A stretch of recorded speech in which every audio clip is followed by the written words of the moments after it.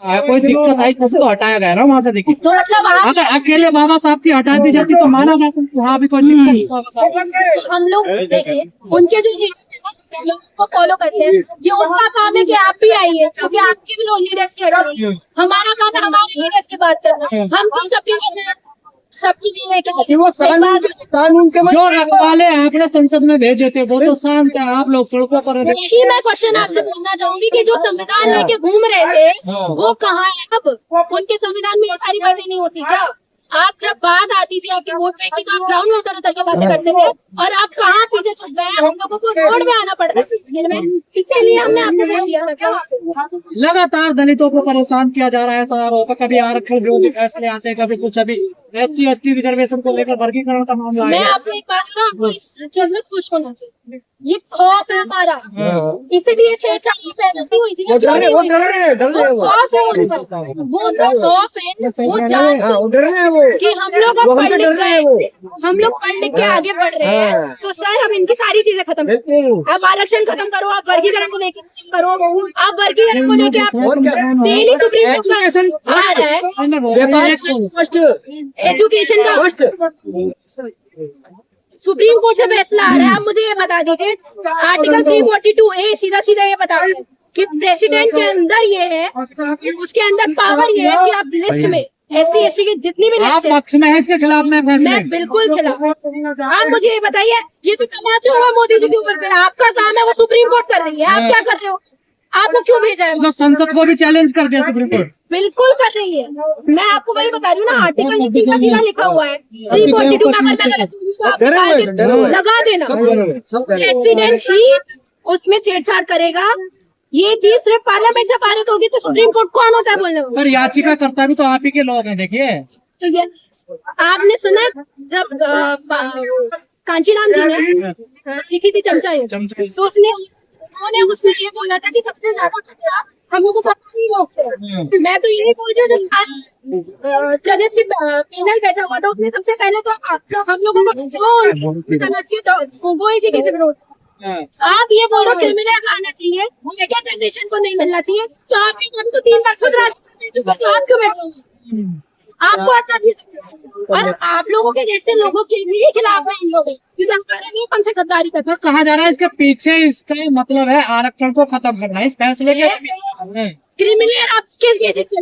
Constitution में लिखा ही socially और एजुकेशनली बैकवर्ड क्लासेस जो है उन्हीं को SC/ST में रखा जाएगा, उसमें इकोनॉमिक बेसिस की बात ही नहीं है। आप मुझे बताइए फिर क्या सुप्रीम कोर्ट इतनी ज्यादा कॉन्स्टिट्यूशन से अपने आप को बड़ा मान रही है क्या, कि वो कॉन्स्टिट्यूशन के खिलाफ ही जा रही है कि इकोनॉमिक बेसिस में लाना चाहिए? तो इकोनॉमिक बेसिस में लाना चाहिए तो आप PWS में लगाइए। पर सुप्रीम कोर्ट ने ये भी कह रहा कि हम तो सरकारों पे छोड़ रहे हैं, उनकी मर्जी वो लागू करें ना करें। देखिए अरे सुप्रीम कोर्ट खुद बिका हुआ है यार, सुप्रीम कोर्ट सुप्रीम कोर्ट की बात कर रहे हैं आप। सुप्रीम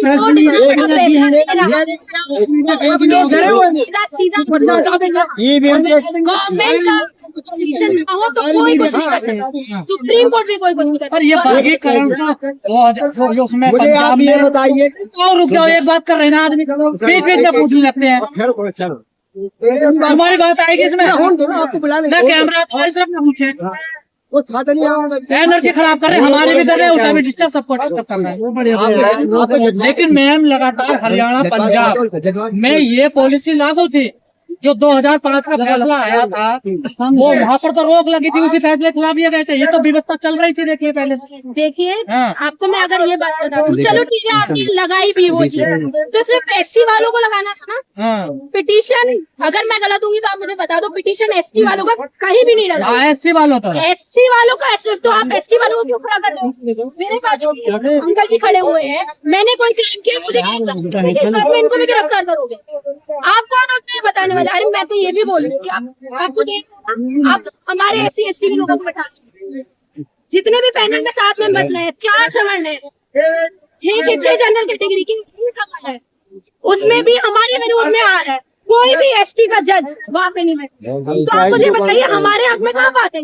आप PWS का फैसला लोगे तो भी अपने जजों को बिठाओगे। 10% आरक्षण आपने दे दिया, 10% आरक्षण आपने कुछ जाति को करवाई, आपको कैसे पता 10%?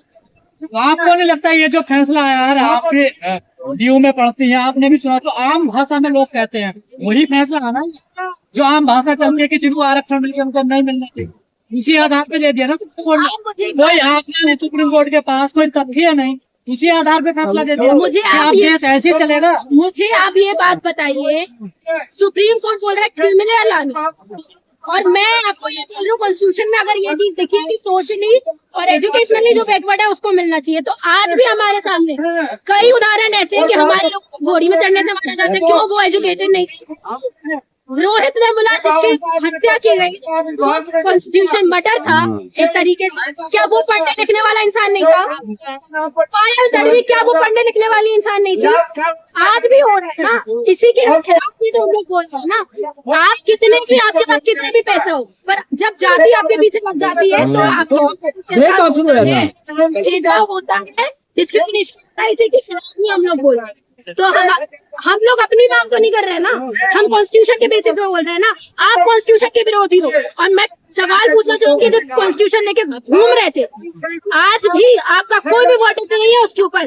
कांग्रेस इतना तेज बोल रही थी, कहाँ है अखिलेश जी? पीडीए करके घूम रहे थे, आज उनके खिलाफ में ये है, और आज समझ आपसे उतर तो फिर वो है ना पिछड़ा पासवान जी है, वो उन्होंने पावर ली, अपने लोगों के लिए पावर ली, वो विरोध तो कर रहे हैं, सरकार में रह के विरोध कर रहे हैं। और जो लोग खुश हैं इस फैसले को लेकर उन्हें क्या कहना है? ये आपके खिलाफ में है वोटिंग, अभी नहीं बाद में पता चलेगा। आप मुझे बता दीजिए वाल्मीकि जो खुश हो रहे हैं, आप उनको बता दीजिए क्या